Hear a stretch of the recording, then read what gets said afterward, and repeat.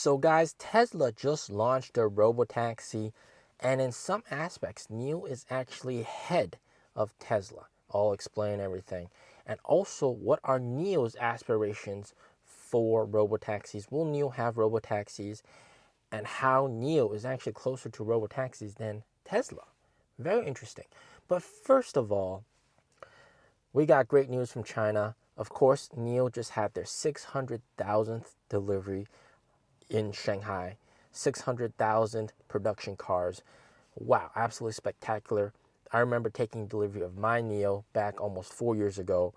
I was around the 38,000th NIO owner. So, NIO has come a long way, and they're going to rush towards 1 million deliveries with the help of Ondo and, of course, with the help of Firefly very, very soon. So that's first good news. But, of course, last night, the Tesla robotaxi event. What an interesting, cool event. We got to all admit, it's pretty cool. The car looks pretty cool. There were some questions that everybody's thinking about. One of the very impressive things was the Optimus robot. I saw a video of it playing rock, paper, scissors. So very, very interesting. The Robo-van, very interesting. But all of these, those two cars, Cybercab and Robo-van, autonomous vehicles. But when they were presenting this, Elon Musk sort of pointed at the fact that the Cybercab doesn't actually have a charging port. And it actually charges via induction charging, which is sort of like a fancy way of saying wireless charging. So they drive the car over a wireless pad, and then that charges the car. And that really highlights some issues. First of all, it shows that having a mechanical arm is very unfeasible. All right, having a mechanical arm, trying to have it insert into the charging port at the right angle with the right strength and not damage the car. If you insert it the wrong way, you might break a window or something. That's very obviously, very hard to do, right? Mechanical arm. And it also highlights the fact that with this induction charging, they don't have any of those available. They're going to have to place out more infrastructure to support this kind of induction charging. And not to mention, induction charging, like wireless charging, is wireless charging faster, or is wired charging faster? Or is battery swapping faster? So, of course, wireless charging is the slowest of the bunch. It's even slower than wired charging.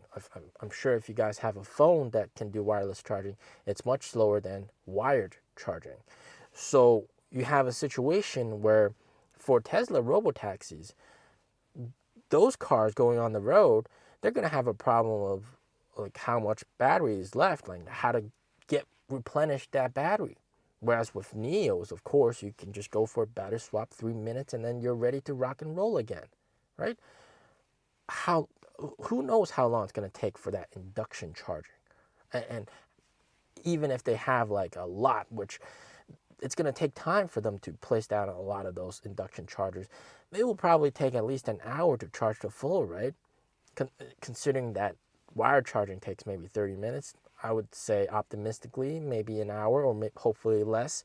But that's a lot of time that the car needs to spend just to get back to a full battery. Whereas with a battery swap, it's just swap and go. And let's not forget the fact that NIO's vehicles have autonomous battery swap, meaning that the cars can drive itself and then no human intervention, and then swap the battery at the swap station. No human intervention, and then be done, and then continue driving. And that's actually available on highway swaps right now. Right now, it's available. No human intervention. And of course, the dream, the goal that Dr. Shinfei said is to have the car be able to drive itself to the swap station while you're sleeping at night, and then go swap, and then be able to finish swap and then just come back and park the car.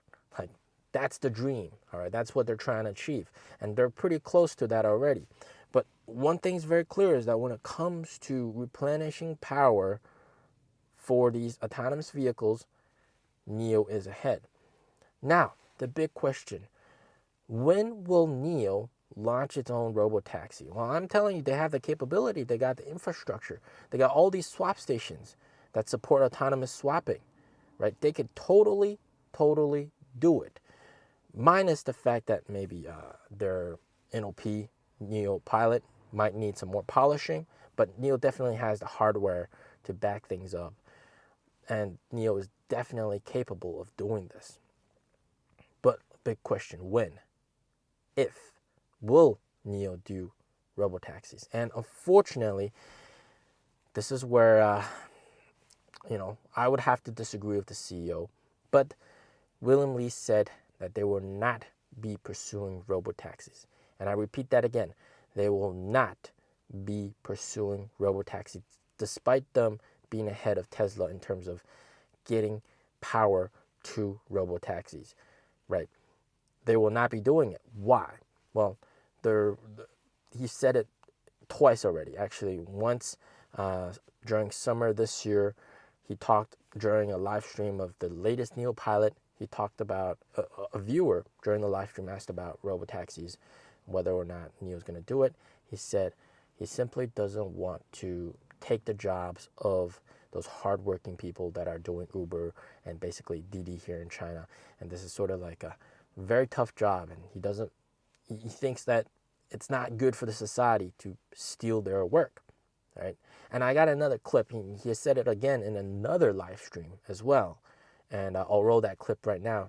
Have a listen. I've always believed the value of autonomous driving isn't about creating driverless taxis. So what exactly do these driverless taxis accomplish? They essentially replace taxi drivers and chauffeurs. From a business perspective, it might be profitable, but societally, I think it's unrealistic. As a technologist, I believe tech's value isn't in displacing workers, leaving them jobless and funneling money to a few tech giants. The real value of autonomous driving is in reducing accidents. So he believes that, the value of autonomous driving is reducing accidents, which is absolutely correct. But he just feels bad about taking the jobs of those people. But I think the thing that we got to understand is that those jobs will eventually be replaced by, whether it's Tesla's robotaxis, or here in China, Apollo, Baidu's robotaxi, in the US also Waymo's robotaxis.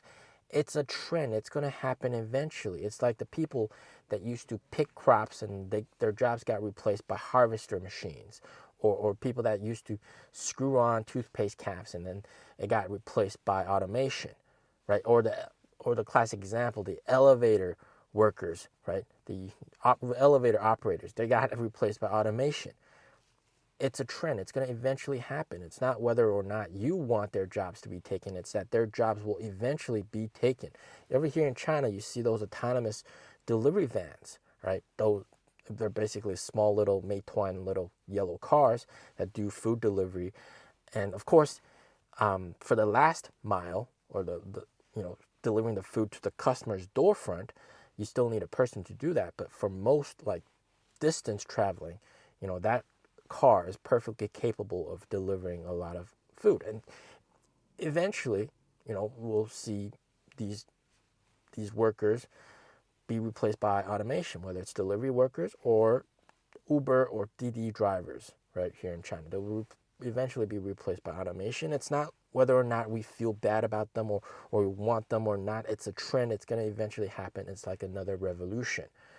So I think this is where I disagree with the CEO. I hope he realizes that, it's an inevitable eventuality. It's going to happen. Robotaxis will happen on the road, and you feeling bad about them taking jobs, that's not a decent enough excuse to not pursue it. So hopefully, he realizes this, and by the time that maybe the boutique car, Firefly car, comes around, hopefully they'll do battery swap. They'll do robotaxi with that car, capable of battery swap, and also very cheap, economical, very cheap to operate, and of course, capable of autonomous driving as well. And that would be fantastic for robotaxis. So I'm not saying that they're going to do robotaxis for sure. Right now, the CEO is adamant on not doing robotaxis, but I certainly hope that he changes his mind. I certainly hope that he realizes that it's inevitable that everybody's doing robotaxi and they gotta do robotaxi as well. And I hope he certainly realizes that they are already ahead of everybody else when it comes to replenishing the power in a robotaxi vehicle. So take it for what it's worth. Right now, his stance is no robotaxi for NIO, but hopefully, very soon he changes his mind. All right. As always, stay safe, stay healthy. Peace out.